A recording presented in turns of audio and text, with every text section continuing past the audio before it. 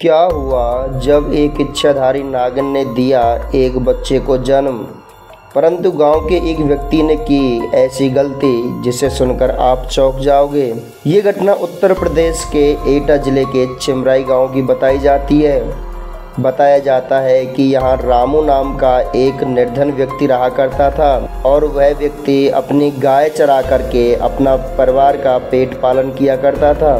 एक दिन रामू गाय चराने के लिए जंगल में गया तो उसने वहाँ देखा कि एक नाग नागिन आपस में प्रेम कर रहे हैं। रामू यह सब देखता रहा और देखने के कुछ समय बाद वह अपने घर को लौट आता है, परंतु रामू को रात भर नींद नहीं आई और दूसरे दिन फिर उसी जगह पर चला जाता है।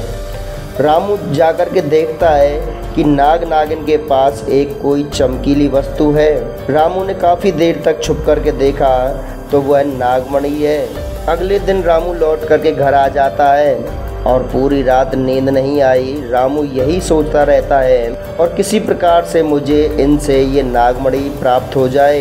रामू अगले ही दिन फिर से जंगल में गाय चराने के लिए गया तो रामू ने देखा कि नागिन गर्भवती है और रामू सोचने लगा कि मैंने ऐसा सुना है कि जब किसी नाग के मुंह पर गोबर फेंक के मार दिया जाए तो वो बेहोश हो जाता है। और रामू ने यही बात अपने मन में धारण कर ली और अगले ही दिन रामू अपनी गायों को साथ में लेकर के जंगल को चराने के लिए गया, साथ में कुछ गोबर भी ले गया। बात उस समय की बताई जाती है जब नागिन अपने बच्चे को जन्म दे रही थी। नाग भी पास में था। रामू ने एक पेड़ के पीछे से नाग के ऊपर गोबर फेंक के मार दिया। नाग तत्काल ही अंधा हो गया और बेहोश हो गया। इधर रामू ने उस नागिन के बच्चे को भी मार डाला और नागिन को भी एक पत्थर से कुचल डाला था और वो नागमणि लेकर के दौड़ा दौड़ा अपने घर की तरफ आ गया। दोस्तों, बताया जाता है कि नाग नागिन भगवान भोलेनाथ की आराधना करते हैं और भोलेनाथ की कृपा से वह नागिन जीवित हो जाती है। जब नागिन को होश आया तो उसने अपने नाग को मरा हुआ देख करके और अपने बच्चे को मरा हुआ देख करके काफ़ी क्रोध किया। नागिन ने बदला लेने के लिए ठान लिया और सोचा कि चाहे वो कहीं भी हो मैं उसे जीवित नहीं छोड़ूंगी। इधर वह रामू नागमणि को लेकर के काफ़ी धनवान बन गया। रामू का कारोबार भी बहुत बड़ा हो गया था। एक दिन नागिन ने एक सुंदर लड़की का रूप बनाया और काम की तलाश में रामू के नगर में आ गई। नागिन ने उस रामू को पहचान लिया और उससे अपने लिए काम की बातें करने लगी। रामू ने उसे अपनी फैक्ट्री में काम के लिए रख लिया।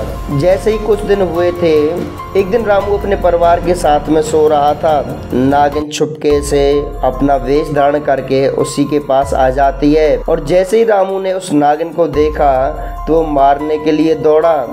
नागिन धीरे धीरे करके अपने असली रूप में आ जाती है और उसे देख करके रामू काफ़ी डर जाता है। तब नागिन ने कहा, आज से कुछ समय पहले जब मैं अपने बच्चे को जन्म दे रही थी तब तुमने मेरे नाग को और मेरे बच्चे को ख़त्म कर दिया था। मैं वही नागिन हूँ और आज मैं तुमसे बदला लेने के लिए यहाँ पर आई हूँ। यह बात सुनकर के रामू हक्का बक्का रह गया और कहने लगा, मैंने तो उस नागिन को मार दिया था। नागिन बोली, भगवान भोलेनाथ की कृपा से मैं पुनः जीवित हो गई हूँ और तुझसे बदला लेने के लिए आज मैं तेरे घर पर आई हूँ। इतना कहकर के नागिन ने रामू के पूरे परिवार को डस लिया और सभी की वहाँ मृत्यु हो जाती है। दोस्तों, हमें कभी भी बेवजह किसी भी जीव को नहीं सताना चाहिए क्योंकि जीव भी परमात्मा की ही देन होती है। दोस्तों, आपको हमारी ये काल्पनिक स्टोरी पसंद आई हो तो हमारे चैनल को सब्सक्राइब करें और कमेंट में हर हर महादेव जरूर लिखें। हर हर महादेव।